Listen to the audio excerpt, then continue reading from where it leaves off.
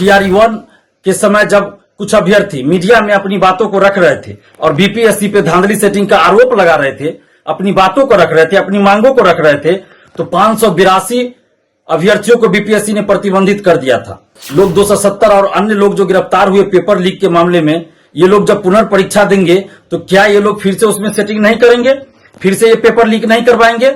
अगर इनको पेपर नहीं मिलेगा, आंसर नहीं मिलेगा, तो कोई और तरीका अपनाएंगे, सेंटर मैनेज करेंगे, या फिर बाद में OMR सीट रंगवाएंगे। और बीपीएससी को इन लोगों ने पैसा पहुंचाया होगा, बीपीएससी के अधिकारियों को पैसा पहुंचाया होगा इन लोगों ने।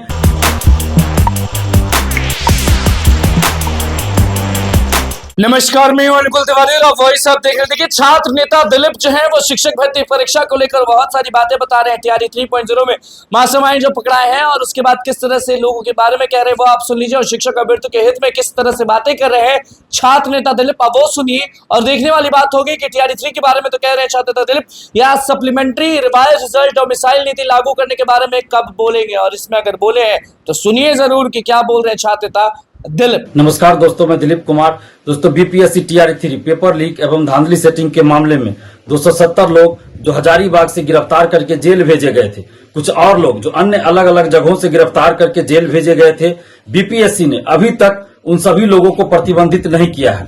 आखिर बीपीएससी ऐसा क्यों कर रही है? जब ये लोग धांधली सेटिंग पेपर लीक में संलिप्त पाए गए, इनको जेल भेजा गया, इसके बावजूद भी बीपीएससी प्रतिबंधित क्यों नहीं कर रही इन लोगों को? जबकि पिछले साल कुछ अन्य परीक्षाओं में कदाचार में संलिप्त पाए गए कुछ लोगों को बीपीएससी ने 2 साल, 3 साल, 5 साल के लिए प्रतिबंधित किया था। यहां तक कि TRE-1 के समय जब कुछ अभ्यर्थी मीडिया में अपनी बातों को रख रहे थे और बीपीएससी पे धांधली सेटिंग का आरोप लगा रहे थे, अपनी बातों को रख रहे थे, अपनी मांगों को रख रहे थे, तो 582 अभ्यर्थियों को बीपीएससी ने प्रतिबंधित कर दिया था, जबकि वो मीडिया में अपनी बात रख रहे थे। लेकिन यहां जब पेपर लीक में संलिप्त पाए गए हैं और पटना पुलिस ने, आर्थिक अपराध इकाई ने गिरफ्तार करके जेल तक भेज दिया, इसके बावजूद भी बीपीएससी ने अभी तक प्रतिबंधित क्यों नहीं किया है? क्या TRE 3 की पुनर्परीक्षा होगी तो ये जो लोग 270 और अन्य लोग जो गिरफ्तार हुए पेपर लीक के मामले में, ये लोग जब पुनर्परीक्षा देंगे तो क्या ये लोग फिर से उसमें सेटिंग नहीं करेंगे, फिर से ये पेपर लीक नहीं करवाएंगे? अगर इनको पेपर नहीं मिलेगा, आंसर नहीं मिलेगा, तो कोई और तरीका अपनाएंगे, सेंटर मैनेज करेंगे, या फिर बाद में OMR सीट रंगवाएंगे। किसी न किसी तरह से ये लोग धांधली सेटिंग करेंगे ही। आखिर बीपीएससी लोगों को प्रतिबंधित क्यों नहीं कर रही है?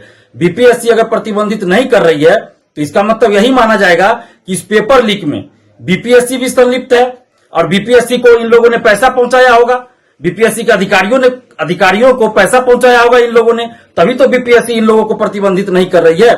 आखिर जब तक इन लोगों को प्रतिबंधित नहीं किया जाएगा जो पेपर लीक में संलिप्त पाए गए, तो फिर पुनर्परीक्षा कैसे सही से होगी?